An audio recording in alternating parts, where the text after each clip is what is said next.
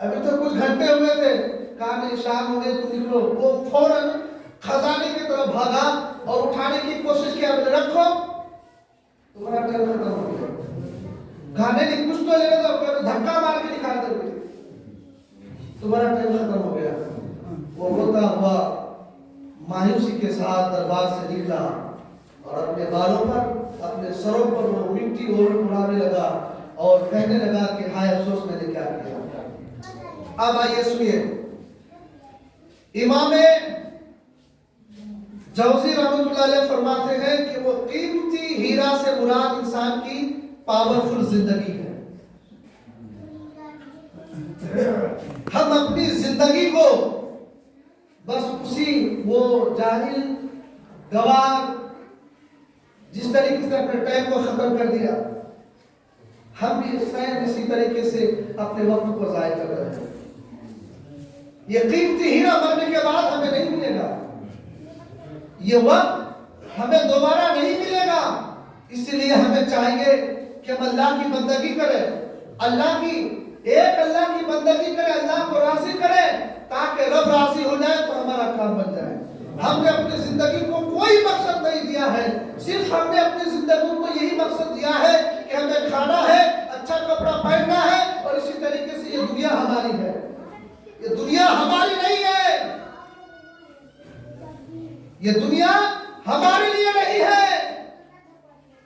مومن کے لیے موت ہے، اور اللہ نے فرمایا کہ مومن کو میں نے خرید لیا ہے جنت کے بدلے۔ یا ہمارے لیے رسوائی ہے، یا ہمارے لیے ذلت ہے، یا ہمارے لیے وہ ساری مصیبتیں ہیں، اور جس نے ایک خدا کو مان کر اللہ کی حمد بیان کرتے ہوئے، اللہ کی شکر بیان کرتے ہوئے اپنی زندگی کو کاٹ دی، گویا اس کو اللہ نے جنت کے بدلے میں خرید لیا۔ اس لیے اپنی زندگی کو مقصد دو تاکہ اللہ تعالی ہمیں دونوں جہاں میں کامیابی کرے۔ میرے آقا کریم صلی اللہ علیہ وسلم کے پیارے دیوار میں نے جو قرآن مقدس کی آیت کریمہ تلاوت کی تھی، اس کا معنی یہ ہے انما یخشی اللہ من عبادہ العلماء، کہ اللہ سے اللہ کے بندوں میں وہی ڈرتے ہیں جو عالم دین ہے۔ اللہ گواہی دے رہا ہے اس بات کی، اللہ کہہ رہا ہے، کیوں؟ اس لیے کہ اس نے علم حاصل کیا، اور علم حاصل کرنے میں ہمارے لیے بھلائی ہے۔ امام رازی رحمۃ اللہ علیہ نے ایک حدیث نقل کی ہے، یہ بھی بہت بڑے فقیہ محدث گزرے، ان کی بھی بہت ساری کتابیں انہوں نے لکھا۔ انہوں نے ایک حدیث لکھی علم کے بارے میں، اور کہا کہ حضور صلی اللہ علیہ وسلم بیٹھے ہوئے تھے کہ ایک صحابی رسول آئے، اور آنے کے بعد حضور کے ساتھ ملاقات کی اور بات چیت شروع ہوئی۔ توجہ کے ساتھ سنیے گا، بات چیت شروع ہوئی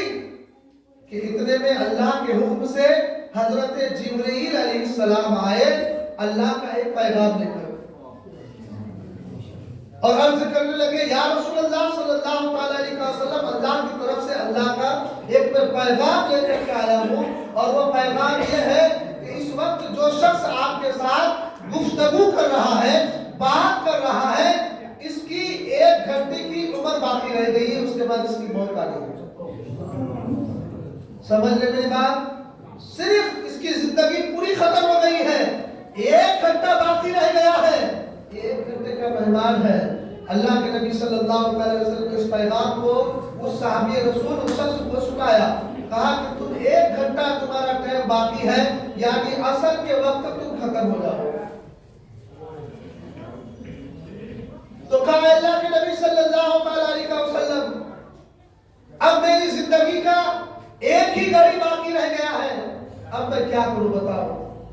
کون سا عمل کروں، وہ کون سا کام کروں جس سے میرا رب راضی ہو جائے، اور جو میں نے اپنی زندگی کو یوں ہی گزار دی دنیا میں، اس کا مجھے جواب دینا نہ پڑے۔ ان کی سوچ کیسی تھی، ان کا فکر کیسا تھا، اللہ کے نبی سے فرما رہے ہیں کہ آپ بتائیے کہ اللہ راضی کیسے ہوگا، جبکہ وہ صحابی رسول تھے، اور اللہ کے نبی نے حدیث پاک میں فرمایا کہ میرے صحابی آسمان کے ستاروں کے مانند ہے، کسی ایک کی پیروی کرو گے جنت میں की पैरवी करोगे, जन्नत में चले जाओगे। वो साहबे रसूल कह रहे या रसूल अल्लाह बताइए मेरा रब कैसे राजी होगा, एक ही घंटा मेरी जिंदगी बाकी रह गई है। अगर हमारे पास ऐसा होता, अगर हमें मालूम होता कि हम 1 घंटे के बाद मरेंगे तो हम क्या करते,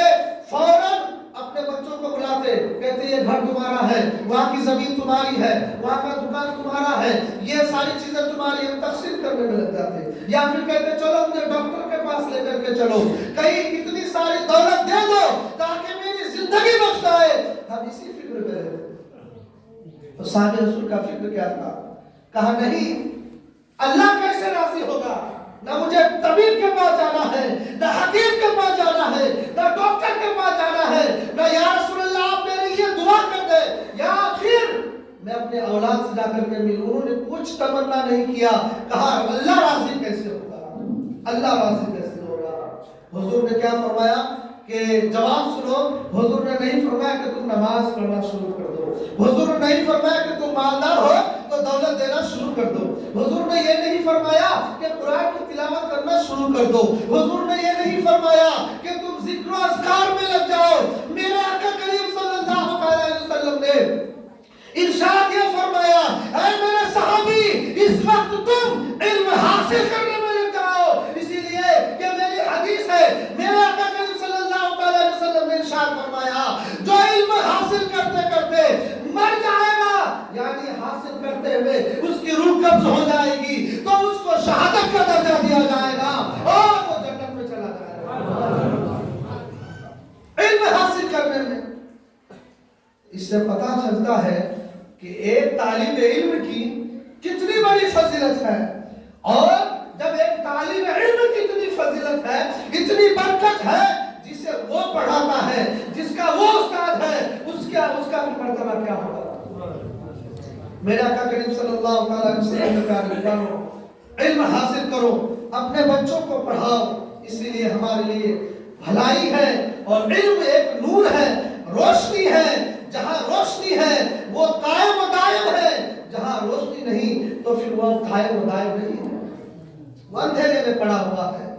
मेरा आका करीम सल्लल्लाहु अलैहि वसल्लम के प्यारे दीवानों, जैसा कि मैंने पिछले जुमा ये ऐलान किया था कि हमारे बच्चों का इम्तिहान है, इम्तिहान हो चुका, अब वो लोगों का इनामी मुकाबला जो प्रोग्राम